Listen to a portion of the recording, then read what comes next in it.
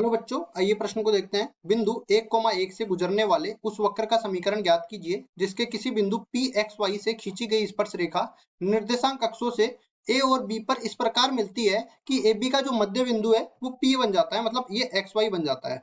प्रश्न को हल करने से पहले इसकी मुख्य अवधारणा के बारे में चर्चा कर लेते हैं। मुख्य अवधारणा, तो सबसे पहली चीज हम लोग ये जानते हैं क्या, कि जब भी अपने पास निर्देशांकों से कोई रेखा काटती है तो वो इस तरह से अपने पास बनती है। देखो इस तरीके से। अब मैं यहाँ पे मैं बोलूं कि मान लो ये ए बिंदु है, ये ए कोमा जीरो इसके निर्देशांक हो जाएंगे, ये बी बिंदु है, इसके 0,b इसके निर्देशांक हो जाएंगे। ठीक है, 0, छोटा वाला बी ले लेता हूँ यहाँ पे, ये 0,b हो जाएंगे। अब अगर मैं इसका मध्य बिंदु लूं तो ये मध्य बिंदु किसके बराबर आ जाएगा, मध्य बिंदु देखो x निर्देशांकों का योग और बटा में 2, मतलब कि ये a बटा में 2 आ जाएगा और इसी तरह ये b बटा में 2 आ जाएगा। ये मध्य बिंदु के निर्देशांक आ जाएंगे। अब देखो सवाल में हम आगे की तरफ बढ़ते हैं तो हमें एक अवकल समीकरण का निर्माण करना है और अवकल समीकरण का हल ज्ञात करने के लिए हमें 3 विधियां उपयुक्त दी जाती है। देखो पहली चर पृथक्करण विधि, दूसरी अपने पास होती है समघातीयकरण विधि और तीसरी अपने पास प्रथम कोटि के रेखिक अवकल समीकरण का हल ज्ञात करना। और देखो हम यहाँ पे चर पृथक्करण विधि लगाने वाले हैं, चर पृथक्करण विधि। तो सवाल को पहले हल कर लेते हैं। सवाल में जैसा कि हमें दिया गया है, पहले तो इसी तरह बोला गया है ना कि यहाँ पे पहले निर्देशांक अक्ष यहाँ पे बना लेते हैं और ये वक्र अपने पास बन जाएगा। वक्र से स्पर्श करती हुई एक स्पर्श रेखा जाएगी जो कि निर्देशांक अक्षों को ए और बी पर काटेगी। अब देखो जहाँ पे ए और बी पर काट रही है उन बिंदुओं को ए और बी भी नाम दिया गया है और साथ ही हमें बोला गया है कि ये मध्य बिंदु है पी जिसके निर्देशांक है x, y।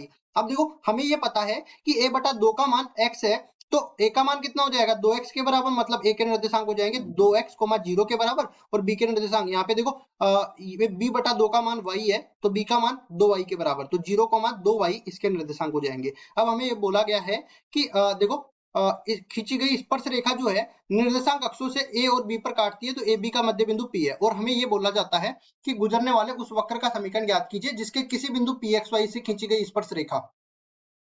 तो ये स्पर्श रेखा है, तो हम क्या करेंगे, स्पर्श रेखा के ढाल को अगर मैं जैसे मैं बोलूं कि y बराबर में fx कोई भी वक्र दे रखा है तो इसके ढाल को मैं ज्ञात करूंगा तो dy बटा dx, और साथ ही साथ हमें पता है कि इस पर बिंदु xy है तो यहाँ पे बिंदु xy रख दूंगा तो ये किसके बराबर हो जाएगा, स्पर्श रेखा के ढाल के बराबर हो जाएगा। और देखो स्पर्श रेखा का ढाल दूसरी तरीके से मैं निकाल सकता हूँ, a और b दो बिंदु दे रखे हैं तो दोनों बिंदुओं से मैं ढाल ज्ञात कर सकता हूँ। तो कैसे निकालेंगे, ये देखो dy बटा में dx, ये अपने पास किसके प्रश्नानुसार ये हमारे पास dy बटा dx का मान किसके बराबर आ जाएगा, दो बिंदुओं से। देखो इसका y निर्देशांक माइनस में इसका y निर्देशांक, तो 0 माइनस में 2y और नीचे कितना आ जाएगा इसका x निर्देशांक और दूसरे का x निर्देशांक। तो ये पूरा अपने पास हल करने के बाद dy बटा dx का मान आ जाएगा माइनस में y बटा x के बराबर। अब ये बन गया अपने पास अवकल समीकरण, इसको हल करना है चर पृथक्करण विधि द्वारा। तो dy के साथ y के पद को ले जाएंगे और dx के साथ x के पद को ले जाएंगे तो ये क्या बनेगा, देखो dy बटा में y बराबर में माइनस में dx बटा में x, ये बन गया। दोनों तरफ समाकलन कर देते हैं तो समाकलन करने से इसका समाकलन हो जाएगा ln y और दूसरी तरफ इसका समाकलन हो जाएगा ln x और प्लस में एक अचर पद c और आ जाएगा। ठीक है, और अचर पद c को ln में लेते हैं क्योंकि हमें ln को हटाना है, log को हटाना है ना। तो इसमें देखो क्या करेंगे, यहाँ पे याद रखो कि पहले मापांक में लेते हैं और हमेशा देखो जब भी अपने पास ये समीकरण दिए जाते हैं ना तो ऐसे ही दिए जाते हैं कि ये मापांक के अंदर परिभाषित हो जाए, मतलब log के अंदर परिभाषित हो जाए। ऋणात्मक संख्या तो log के अंदर परिभाषित होती नहीं है तो हम सीधे ही जो है ये ln y और ln x ले लेते हैं, मापांक यहाँ पे नहीं ले रहे हैं। तो उसके बाद देखो ये ln x को इधर लेके आएंगे तो ये क्या बन जाएगा ln y प्लस में ln x बराबर में ln c।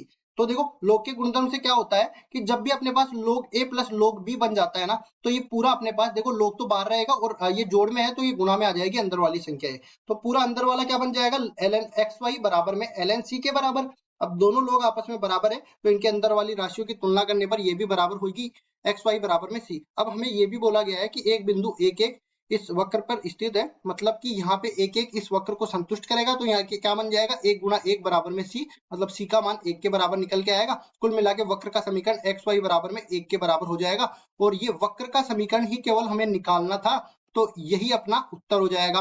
आशा करता हूँ ये सवाल आपको समझ में आया होगा। धन्यवाद।